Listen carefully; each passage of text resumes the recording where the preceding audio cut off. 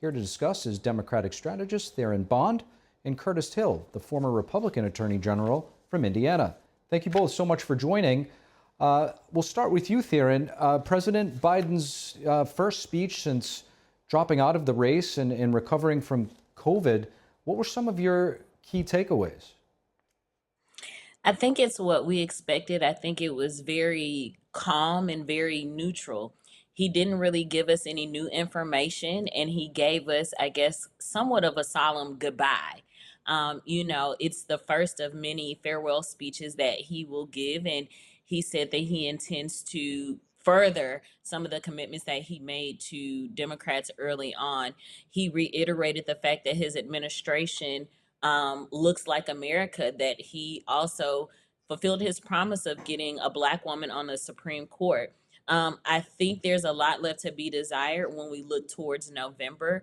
And we would have liked to hear a little bit more about his condition, but I think we will find that out later, possibly after November. And Curtis, President Biden spoke, sort of about the plans for the rest of his term, as long as outlining some of the accomplishments that he's had. Earlier today, Karine Jean-Pierre, the press secretary for the president, said that him dropping out had nothing to do with his health. What do you make about that? And also, what were some of your initial reactions to his speech? Well, certainly when he says that he's made a pledge to the American people that he will always tell the truth, we expected the truth to come out tonight.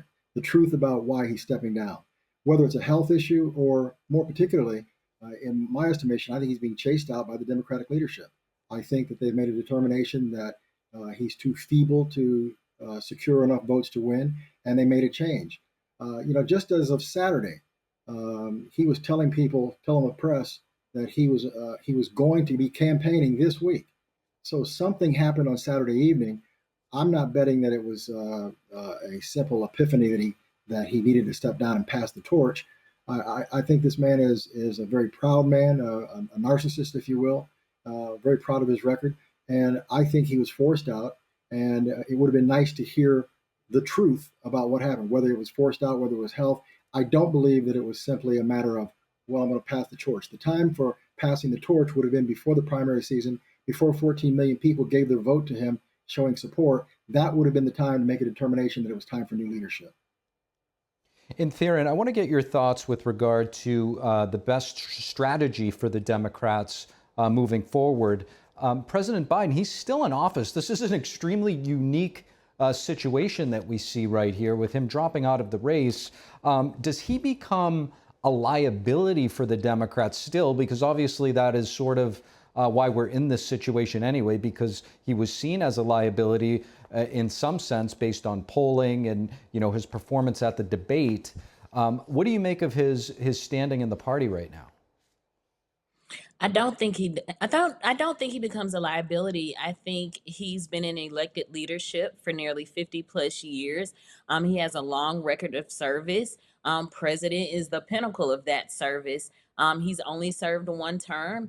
It happens. He will, live the rest of his life still being a moderate Democrat once this is all said and done. But I think that this is an opportunity for Democrats to have a fresh start, get a full reset. The best possible option would have been to have a real primary some time ago, but that didn't happen. And here we are. And unfortunately, we're scrambling. It's not too late, but it's going to be an uphill battle. And it's something that I think as Democrats, we are all figuring out as we go, but it is not impossible.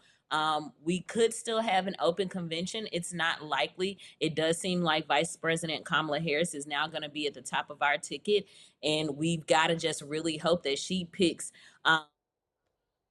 pick that will get us to the win in November. But it's definitely not going to be easy. And Curtis Hill, there's arguably very, targeted states, battleground states, and also certain demographics that are going to ultimately swing this election. And what you're losing now is the moniker Scranton Joe really appealed to a lot of those folks in the Rust Belt. You're losing Scranton Joe, but you're also gaining Kamala Harris, who may appeal to some of the younger minority voters.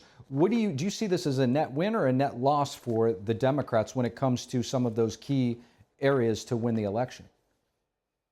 Well, I think primarily the Democrats needed to find someone who could sit up and take nourishment. I mean, the real knock on Joe Biden wasn't that they disagreed with his policies. They just felt that he had diminished capacity, and it was getting uh, more and more obvious that he was not going to make the day in November. And that's primarily it. So anybody is better than Joe from the Democrat perspective. In terms of Kamala Harris, they get someone who's currently serving as the vice president. There's an experience level there, that, good or bad, that people can make a determination for. And that's better than pulling somebody off the street that has no experience, no White House experience. So that's an advantage that they would have, that she's a known commodity. But being a known commodity, expect the Republicans to tie her to the Biden policies and even to push a little harder, because it's pretty clear that Kamala Harris is more liberal than Joe Biden. And I think that will be a negative reflection and will create a greater juxtaposition between she and President Trump. And we'll have more with Democratic strategist Theron Bond and former Indiana Attorney General Curtis Hill in just a few moments when we return. Stay tuned.